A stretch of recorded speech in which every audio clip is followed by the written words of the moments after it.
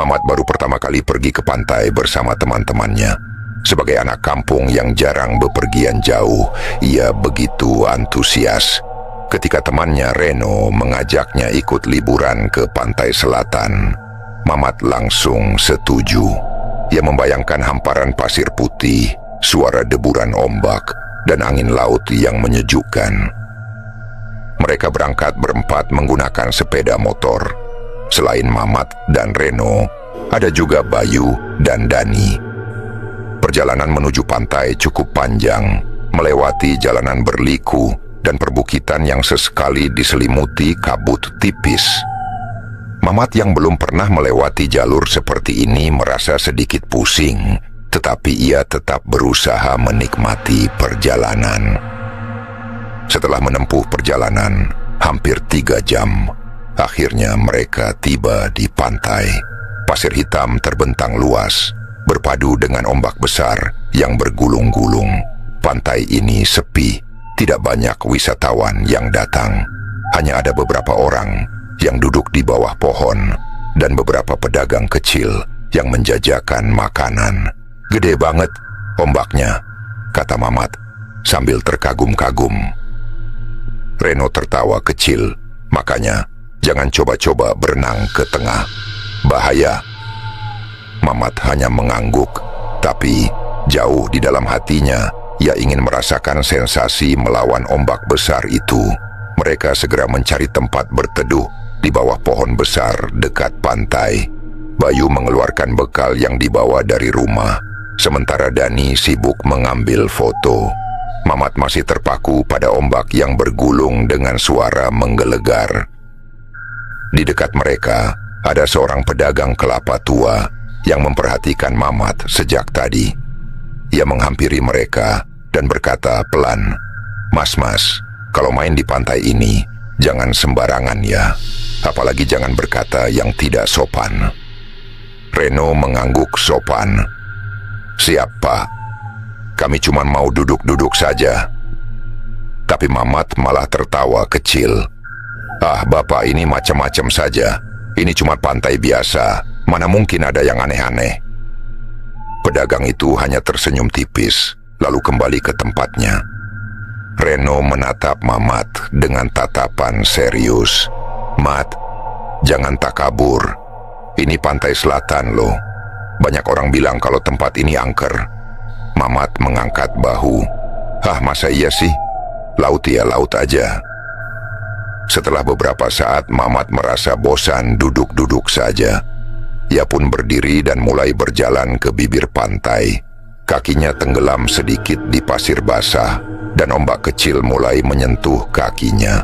Sensasinya menyenangkan. Ia melangkah lebih jauh, membiarkan ombak yang lebih besar mengenai tubuhnya.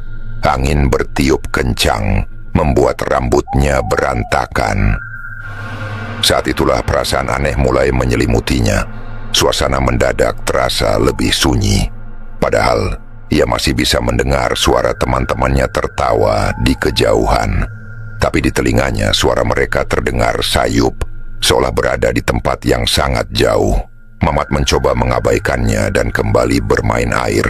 Ia membungkuk, mengambil segenggam pasir basah, lalu melemparkannya ke laut. "Ah, mana ada yang angker di sini? Paling cuma mitos." Begitu ia berkata seperti itu, angin mendadak bertiup lebih kencang, membuat bulu kuduknya meremang. Ombak yang tadi hanya setinggi betis kini tiba-tiba meninggi hingga mencapai dadanya. Mamat terhuyung, berusaha tetap berdiri, tetapi kakinya seperti ditarik ke dalam pasir. Panik, ia segera berbalik untuk kembali ke daratan. Namun, langkahnya terasa berat, seakan ada sesuatu yang menahan tubuhnya. Saat itulah ia melihat sesuatu di tengah laut. Di antara ombak yang menggulung, tampak sosok perempuan berambut panjang, mengenakan pakaian hijau, melayang di permukaan air. Wajahnya pucat, matanya kosong menatap ke arah Mamat. Mamat terpaku, napasnya memburu, dadanya terasa sesak. Ia ingin berteriak, tapi suaranya tak keluar. Perlahan, Sosok perempuan itu tersenyum, senyum yang aneh, tidak wajar. Lalu ia mengangkat tangannya, seakan memberi isyarat kepada Mamat untuk mendekat. Saat itu juga, ombak besar datang menghantam Mamat. Ia terjatuh dan terguling di dalam air. Pasir masuk ke dalam mulut dan hidungnya, membuatnya sulit bernapas. Ia berusaha berenang ke atas, tetapi tubuhnya terasa berat. Seolah ada tangan yang mencengkeram kakinya, menariknya semakin dalam. Dalam kepanikannya, Mamat melihat sekilas ke bawah. Ia langsung menyesal melakukannya. Di dasar laut, ia melihat banyak bayangan samar. Sosok-sosok manusia melayang-layang dalam kegelapan. Beberapa di antaranya memiliki wajah tanpa mata, hanya rongga hitam yang menatap kosong. Jantungnya berdegup kencang. Mamat mencoba meronta, tapi cengkeraman di kakinya semakin kuat. Tiba-tiba, ada sesuatu yang menarik ke lengannya dari atas. Dengan tenaga besar, ia ditarik ke permukaan. Saat kepalanya muncul di atas air, ia batuk hebat. Paru-parunya terasa terbakar. "Mat, sadar, Mat." Suara itu berasal dari Reno. Ia dan Bayu memegang Mamat, menariknya ke tepi pantai. Begitu sampai di daratan, Mamat langsung terduduk, tubuhnya gemetar. "Apa yang lo lakuin? Gila lo, hampir aja ke bawah lo ditarik," kata Dani dengan wajah panik. Mamat masih terengah-engah. Ia menoleh ke laut, mencari sosok perempuan tadi. Tapi kini, lautan tampak normal. Ombak tetap bergulung seperti biasa, seakan tidak terjadi apa-apa. Namun Mamat tahu apa yang ia lihat tadi nyata. Dan ia sadar, sesuatu di pantai ini tidak menyukai kehadirannya. Hari mulai beranjak sore. Langit berubah menjadi jingga kemerahan. Angin semakin dingin. Mamat tidak lagi merasa nyaman berada di sini. "Gue mau pulang," gumamnya pelan. Reno menatapnya, lalu mengangguk. "Iya, kita pulang." Tanpa banyak bicara, mereka segera berkemas dan bersiap meninggalkan pantai. Namun saat Mamat berjalan menuju motornya, ia kembali merasakan sesuatu yang aneh. Dari sudut matanya, ia melihat seorang perempuan berdiri di tepi pantai. Perempuan yang sama, rambutnya yang panjang berkibar diterpa angin, dan senyum aneh masih terpampang di wajahnya. Perempuan itu tidak bergerak. Ia hanya menatap Mamat dengan tatapan yang membuat jantungnya berdebar kencang. Mamat menelan ludah. Ia mengalihkan pandangannya dan mempercepat langkah menuju motornya. Namun ketika ia menoleh kembali, perempuan itu sudah menghilang. Angin berdesir melewati telinganya, membawa suara yang pelan, hampir seperti bisikan. "Kamu akan kembali." Mamat merinding. Ia tidak tahu apakah ia hanya berhalusinasi atau memang sesuatu di pantai ini sedang mengincarnya. Tapi satu hal yang pasti, ia tidak akan pernah menganggap remeh sesuatu yang tak kasat mata lagi. Mereka menyalakan motor dan meninggalkan pantai. Namun, di sepanjang perjalanan pulang, Mamat tidak bisa menghilangkan perasaan tidak nyaman yang terus menghantuinya. Seolah sesuatu masih mengikutinya. Setelah kejadian di pantai, Mamat tidak lagi banyak bicara. Sepanjang perjalanan pulang, ia hanya diam, sesekali melirik ke kaca spion, memastikan tidak ada sesuatu yang mengikutinya. Setiap kali angin malam berembus, ia merasa seolah ada suara bisikan samar yang hanya bisa didengar olehnya. Setibanya di rumah, Mamat langsung masuk ke kamarnya dan mengunci pintu. Perasaan gelisah terus menghantui pikirannya. Ia berusaha meyakinkan diri bahwa semua yang terjadi tadi hanyalah perasaan takut berlebihan. Namun, saat ia berbaring, matanya terpaku pada sudut kamar. Ada sesuatu yang terasa berbeda. Gorden jendela yang sebelumnya tertutup kini bergerak perlahan, seolah ada yang meniupnya dari luar. Padahal, Tidak ada angin. Lampu kamar yang terang benderang terasa meredup, menciptakan bayangan aneh di dinding. Dan di saat itulah, Mamat mulai mendengar suara itu. Suara bisikan pelan, nyaris seperti hembusan angin. "Kamu akan kembali." Mamat sontak bangkit. Jantungnya berdegup kencang. Ia menoleh ke sekeliling kamar, mencari sumber suara, tetapi tidak menemukan apapun. Ia menggelengkan kepala, mencoba mengabaikannya. Mungkin hanya halusinasinya saja. Ia terlalu lelah dan butuh tidur. Namun begitu ia memejamkan mata, sesuatu terjadi. Kasurnya tiba-tiba bergetar pelan. Semakin lama getarannya semakin kuat. Mamat membuka mata dan tubuhnya langsung membeku. Di langit-langit kamar, ada sosok perempuan berambut panjang menggantung terbalik. Matanya kosong, bibirnya tersenyum tipis, dan pakaiannya berwarna hijau. Sosok itu menatapnya dalam diam. Mamat ingin berteriak, tetapi suaranya seolah tertahan di tenggorokan. Tubuhnya terasa kaku, tidak bisa bergerak. Perlahan, sosok itu turun, semakin mendekatinya. Bau anyir dan amis laut tercium begitu kuat. Mamat memejamkan mata, berharap semuanya hilang. Lalu tiba-tiba, "Mat, bangun, Mat." Mamat tersentak, napasnya memburu. Ia membuka mata dan melihat ibunya berdiri di samping tempat tidurnya. Cahaya pagi menembus jendela, menandakan hari sudah terang. "Kenapa sih? Kok keringetan gitu?" tanya ibunya. Mamat mengusap wajahnya yang basah oleh keringat dingin. Ia menghela napas panjang. "Enggak, Bu, mimpi doang." Ibunya menggeleng. "Udah bangun, sarapan dulu." Mamat mengangguk. Tapi saat ia menoleh ke arah langit-langit kamar, tidak ada apa-apa di sana. Namun ia tahu itu bukan sekadar mimpi. Hari itu, Mamat mencoba menjalani aktivitas seperti biasa. Ia membantu ayahnya memperbaiki pagar rumah dan membersihkan halaman. Namun gangguan aneh terus terjadi. Saat ia mengambil air di sumur, bayangannya di permukaan air tampak berbeda. Sosok yang terlihat di sana bukan dirinya, melainkan wanita berambut panjang dengan senyum aneh. Mamat tersentak, mundur beberapa langkah, dan air dalam ember yang dipegangnya tumpah ke tanah. Ia menggelengkan kepala, berusaha menenangkan diri. "Aku cuma kurang tidur, ini cuma perasaan aja," pikirnya. Tapi kejadian aneh itu tidak berhenti di situ. Saat ia membantu ibunya di dapur, pisau yang ia pegang tiba-tiba terjatuh sendiri, nyaris melukai kakinya.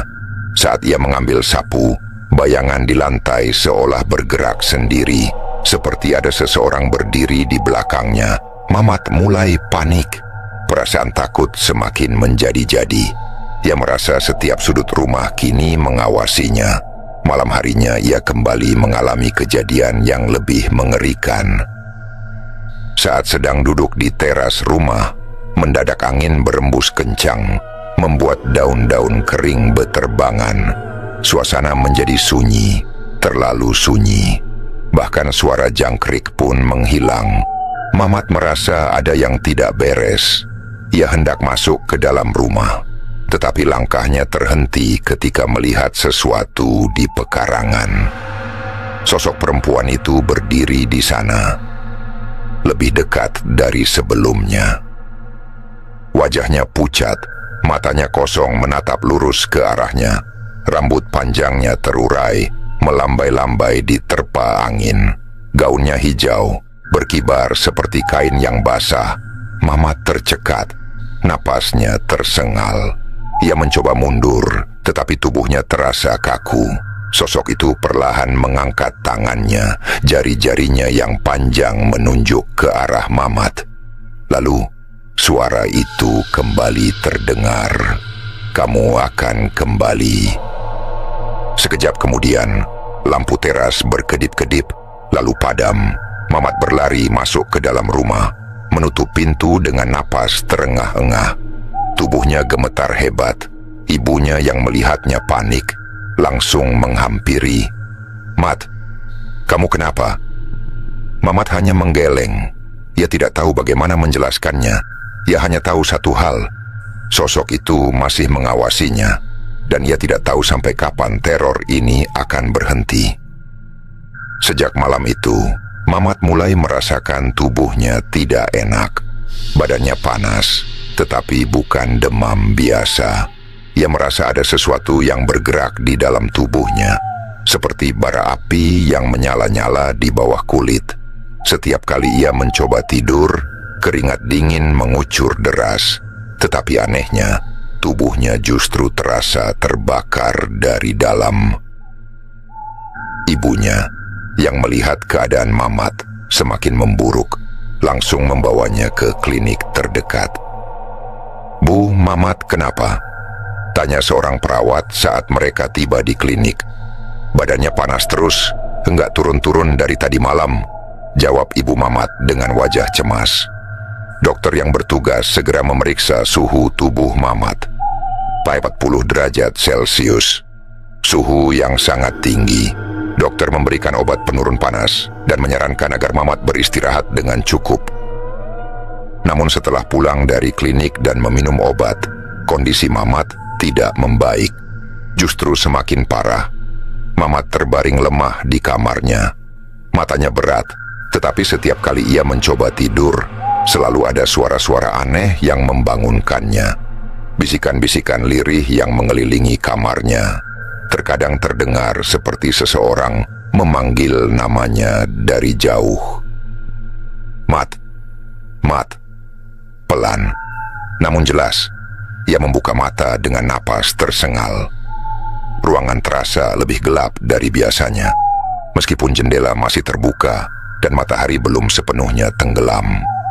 Di sudut kamar, sesuatu tampak bergerak. Bayangan hitam panjang berdiri diam di dekat lemari. Mamat menatapnya dengan ngeri. Ia ingin berteriak, tetapi tenggorokannya tercekat. Bayangan itu perlahan bergerak mendekatinya. Semakin dekat, semakin jelas. Lalu wajah itu muncul. Wajah pucat seorang perempuan dengan mata kosong dan bibir tersenyum tipis. Gaun hijaunya berkibar, seolah diterpa angin laut. Bau ames dan anyir tiba-tiba memenuhi ruangan. "Kamu akan kembali." Mamat menutup matanya rapat-rapat. Tangannya gemetar, tubuhnya terasa semakin panas. Ketika ia membuka mata lagi, sosok itu sudah menghilang, tapi suara bisikannya masih ada. Mamat mulai kehilangan nafsu makan. Setiap kali ia mencoba memasukkan makanan ke dalam mulutnya, rasa amis yang menyengat langsung memenuhi tenggorokannya, membuatnya hampir muntah. Tubuhnya semakin lemah, tetapi panasnya tidak juga berkurang. Ibunya semakin khawatir. Malamnya ibunya mencoba mengganti kain kompres di dahi Mamat. Tetapi begitu tangannya menyentuh kulit anaknya, ia langsung menariknya dengan kaget. "Panas banget," seru ibunya, hampir menangis. Ayah Mamat yang baru pulang kerja ikut mendekat. "Kenapa, Bu? Badannya panas sekali. Enggak turun-turun dari tadi." Ayah Mamat mencoba menyentuh dahi anaknya, tetapi ia juga langsung menarik tangannya. Tubuh Mamat benar-benar terasa seperti bara api. "Kita harus bawa dia ke rumah sakit," kata ayahnya. Namun sebelum mereka sempat membawa Mamat keluar rumah, sesuatu terjadi. Lampu kamar berkedip-kedip, lalu padam. Seketika, suara angin kencang terdengar dari luar, padahal jendela sudah tertutup, dan di tengah kegelapan itu, terdengar suara langkah kaki, pelan, teratur, seperti seseorang berjalan di dalam rumah. Ibu Mamat langsung meraih tangan suaminya dengan gemetar. "Pak, itu suara apa?" Ayah Mamat mencoba memberanikan diri. Ia meraih senter dari laci, lalu menyalakannya. Cahaya senter menyapu ruangan, tetapi tidak menemukan siapapun. Tiba-tiba, suara ketukan terdengar dari jendela kamar Mamat. Satu ketukan, lalu dua, lalu tiga, Ibunya langsung menjerit dan memeluk suaminya erat. Mamat, yang seharusnya dalam keadaan lemah, tiba-tiba terduduk dengan mata kosong.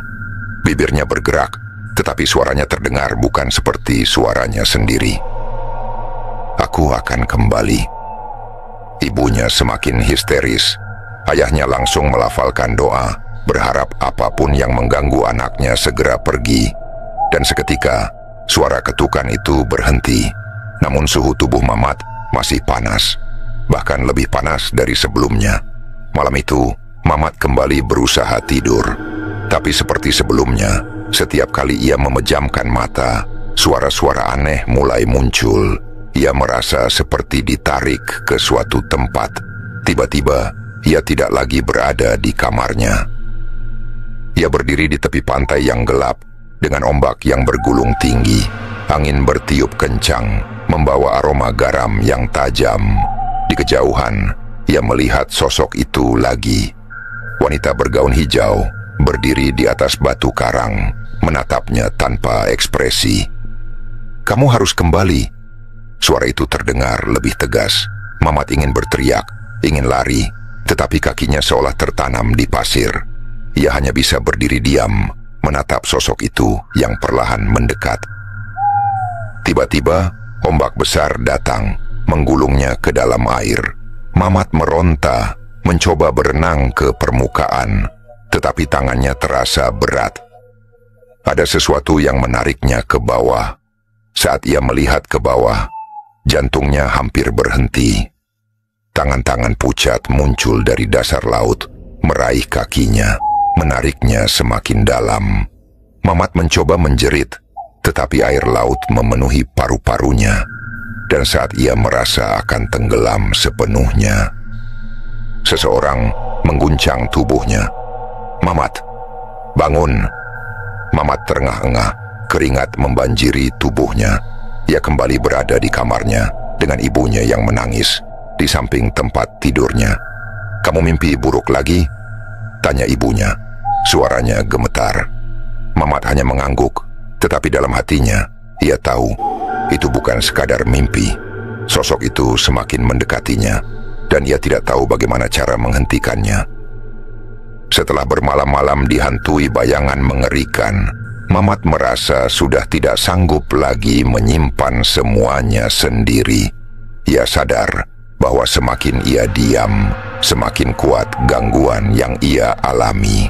Malam itu, dengan sisa tenaga yang ada, ia memanggil ibunya yang masih setia menemani di samping tempat tidur. Suaranya lemah, tetapi cukup jelas untuk didengar. "Bu," panggilnya. Ibunya langsung mendekat. "Ada apa, Nak?" Mamat menarik napas dalam-dalam, lalu mulai bercerita. Dari awal keberangkatannya ke pantai, hingga kejadian yang ia alami setelah pulang. Tentang perasaannya yang aneh sejak masih di sana. Tentang suara-suara yang membisik di telinganya.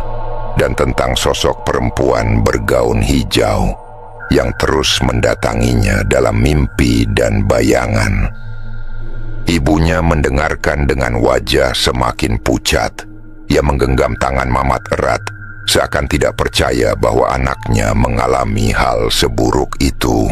"Kamu harus bilang ke ayah juga," kata ibunya dengan suara gemetar. Ayah Mamat, yang baru saja pulang kerja, langsung dipanggil ke kamar. Begitu mendengar cerita anaknya, raut wajahnya berubah serius. Ia diam cukup lama sebelum akhirnya berkata, "Kita harus cari orang yang bisa bantu." Keesokan harinya, Reno datang menjenguk. Begitu melihat kondisi Mamat yang lemah dengan wajah pucat dan mata cekung, Reno merasa sangat bersalah. "Maaf, Mat, gue nggak tahu kalau keadaan lo separah ini," kata Reno, duduk di samping tempat tidur Mamat. Mamat hanya menggeleng lemah. "Gue juga nggak nyangka ini bakal kejadian." Reno menghela napas berat, lalu menatap Mamat serius. "Lo udah cerita ke siapa aja?" "Ke orang tua gue. Terus mereka mau gimana?" Mamat terdiam sesaat sebelum akhirnya menjawab, "Mau cari orang yang bisa bantu." Reno mengangguk pelan. "Gue ada saran. Lo coba ke Ustadz Muklis." Mamat mengerutkan dahi samar-samar. Ia pernah mendengar nama itu, tetapi tidak terlalu mengenalnya secara langsung. "Siapa?" tanyanya. "Ustadz Muklis itu orang pintar di kampung sebelah," jelas Reno. "Dia sering bantu orang yang kena gangguan kayak gini. Gue pernah dengar cerita dari temen gue, ada orang yang diganggu setelah pulang dari tempat angker. Terus Ustadz Muklis yang nolongin. Katanya dia bisa lihat mereka dan ngerti cara nangkalnya." Mamat terdiam sejenak. Meskipun awalnya ia ragu, tetapi tidak ada pilihan lain. Jika ini memang bukan sekadar sakit biasa, maka ia harus mencari pertolongan yang tepat. "Kita coba, Ren," jawab Mamat dengan suara pelan. Reno tersenyum tipis. "Tenang bro, gue bakal bantu lo." Malam itu, setelah Reno pulang, Mamat kembali mengalami kejadian aneh. Ia belum bisa tidur, tetapi tubuhnya terasa begitu lemas. Lampu kamarnya sudah dimatikan, dan hanya ada sinar bulan yang masuk melalui celah jendela. Saat itu, Mamat mendengar suara. Bukan suara bisikan seperti biasanya. Kali ini lebih jelas. Suara gemericik air, seperti ombak yang perlahan menghempas pasir pantai. Mamat terdiam, tubuhnya mendadak dingin. Ia tahu suara itu tidak seharusnya ada di kamarnya. Perlahan, ia melirik ke arah jendela. Matanya membelalak. Di balik kaca, terlihat lautan luas membentang. Ombak bergulung perlahan, dan langit gelap tanpa bintang. Itu bukan pemandangan halaman rumahnya. Itu pantai tempat ia dan teman-temannya pergi. Dan di tengah ombak, berdiri sosok perempuan bergaun hijau. Mamat ingin berteriak, tetapi tenggorokannya terasa tercekik. Sosok itu melayang perlahan ke arahnya, mendekati jendela, semakin dekat, dan saat wajahnya hampir menempel di kaca. Jendela tertutup dengan sendirinya. Mamat langsung tersentak. Keringat membanjiri tubuhnya. Ia menoleh ke sekeliling kamar. Lautan sudah menghilang. Jendela kembali seperti semula. Namun suara ombak itu masih menggema di telinganya. Mamat menarik selimut hingga ke leher, mencoba menenangkan dirinya. Ia tahu, semakin lama sosok itu semakin kuat mendekatinya. Dan jika ia tidak segera mencari pertolongan, ia tidak tahu apa yang akan terjadi. Keesokan harinya, Reno kembali datang ke rumah Mamat. Kali ini membawa seorang pria paruh baya dengan janggut lebat dan sorban melilit kepalanya. Pakaiannya sederhana, tetapi sorot matanya tajam dan penuh wibawa. "Inilah Ustadz Muklis," kata Reno memperkenalkan. Ayah Mamat segera menyambutnya dengan takzim, begitu pula dengan ibunya. "Terima kasih sudah mau datang, Ustadz," kata ayah Mamat. "Kami sudah berusaha mengobati anak kami, tapi tak ada perubahan." Ustadz Muklis mengangguk, lalu melangkah mendekati tempat tidur Mamat. Sejenak ia menatap pemuda itu yang masih terbaring lemas. Mamat menatapnya balik, berharap banyak dari orang yang direkomendasikan Reno ini. Tanpa banyak bicara, Ustaz Muklis mengeluarkan tasbih dari sakunya, lalu mulai membaca doa. Suaranya dalam dan penuh keyakinan. Ruangan yang tadi terasa berat mendadak terasa lebih tenang. Namun, ketenangan itu hanya bertahan sesaat. Tiba-tiba, tubuh Mamat menegang dan matanya membelalak. Ia menggigit bibir bawahnya hingga hampir berdarah. Tangannya mencakar-cakar kasur seperti sedang menahan sesuatu. Lalu terdengar suara. Bukan suara Mamat, tetapi suara perempuan. Lirih, mengerang, seperti menangis. Ibunya menutup mulutnya sendiri, gemetar. Ayah Mamat menggenggam tangannya dengan erat, mencoba menenangkan istrinya. Reno yang berdiri di sudut ruangan juga menegang. Matanya tak berkedip melihat Mamat. Ustadz Muklis tetap tenang. ia menutup tasbihnya dengan kedua telapak tangan, lalu mendekat ke kepala Mamat. "Siapa kau?" tanya Ustadz Muklis dengan suara tegas. Tidak ada jawaban, hanya suara erangan semakin nyaring. "Pergilah dengan baik-baik, jangan ganggu anak ini." Lanjutnya, tiba-tiba Mamat menjerit keras. Tubuhnya melengkung ke belakang, seolah ada kekuatan tak terlihat yang menariknya. Lalu hening, Mamat terkulai lemas. Napasnya tersengal-sengal, wajahnya basah oleh keringat. Ustadz Muklis mengusap dahinya dengan kain putih, lalu berkata, "Gangguan ini kuat. Ini bukan sekadar gangguan biasa." Ayah Mamat menelan ludah. "Apa maksudnya, Ustadz?" Ustadz Muklis menghela napas. Mungkin ada janji yang tidak sengaja ia buat di sana, atau ada batasan yang ia langgar tanpa sadar. Ia lalu menatap Mamat. "Kamu melakukan sesuatu yang tak seharusnya di pantai itu?" Mamat menggigit bibirnya. Dalam hatinya, ia sadar kesombongannya, ucapannya yang menantang saat di pantai, semuanya pasti berhubungan. "Jadi bagaimana, Ustadz?" tanya ibunya dengan cemas. "Kita harus menyelesaikannya di tempat asalnya," jawab Ustadz Muklis. "Ritual harus dilakukan di tepi pantai langsung. Kita harus kembali ke sana." Malam itu juga, keputusan diambil. Adik dari ayah Mamat, Pak Rudi, menawarkan diri untuk mengantar mereka dengan mobilnya. Ia cukup familiar dengan perjalanan ke pantai itu, sehingga bisa menjadi pemandu yang baik. Mereka berangkat menjelang tengah malam. Mobil melaju di jalanan sepi, hanya ditemani suara jangkrik dan lampu-lampu jalan yang suram. Di dalam mobil tidak banyak yang berbicara. Mamat hanya diam, menatap keluar jendela dengan perasaan campur aduk. Reno duduk di sebelahnya, sesekali melirik sahabatnya itu dengan tatapan khawatir. Sementara Ustadz Muklis duduk di depan bersama Pak Rudi, sibuk melantunkan doa-doa dengan suara rendah. Perjalanan terasa lebih panjang daripada saat pertama kali Mamat pergi ke pantai itu. Mungkin karena suasana yang berbeda, mungkin juga karena ada sesuatu yang menunggu mereka di sana. Tepat pukul 3 dini hari, mereka tiba di pantai. Ombak bergulung pelan di bawah sinar bulan pucat. Angin berhembus dingin, membawa aroma laut yang khas. Pantai itu sepi. Hanya ada beberapa orang yang berjualan di warung dekat pantai. "Keluar dan ikut saya," perintah Ustadz Muklis. Mereka berjalan menuju bibir pantai. Pasir terasa dingin di bawah telapak kaki Mamat. Dan entah kenapa, setiap langkah yang ia ambil terasa berat. Ustadz Muklis berhenti di tepi air, lalu mulai mengatur posisi. Ia menyuruh Mamat berdiri di tengah, sementara yang lain mengelilinginya. Ia menancapkan tongkat kayu kecil ke pasir, lalu mulai membaca doa dengan suara yang lebih lantang. Angin semakin kencang, ombak terdengar lebih keras. Mamat merasakan hawa aneh menyelimutinya. Ia merinding dari ujung kepala hingga kaki.